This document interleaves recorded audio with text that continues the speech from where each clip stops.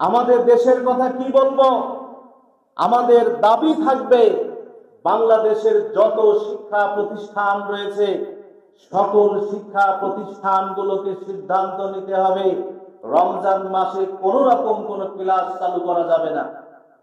রমজান মাসে ক্লাস চালু করার জন্য মায়েরা ঠিক মতো ইবাদত বন্দেগী করতে পারে না, সন্তানদেরকে তারা স্কুলে নিয়ে যান এবং রমজান মাসে বিভিন্ন রকমের আপনার বোর্ড পরীক্ষা অনেক সময় সংগঠিত হয়ে থাকে।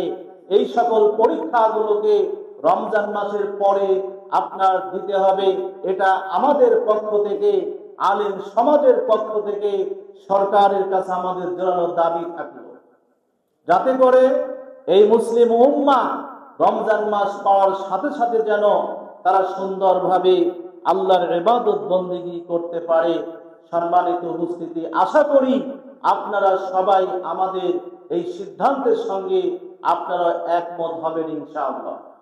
কেননা যদি আমরা সাহাবীদের জীবন পর্যবেক্ষণ করি, তারা রমজান মাসকে যেভাবে সাদরে গ্রহণ করে নিয়েছেন, তারা যেভাবে রমজান মাসকে গ্রহণ করে নিয়ে রমজান মাসকে তারা কাজে লাগিয়েছেন, আমরাও যেন সেভাবে রমজান মাসকে কাজে লাগাতে পারি।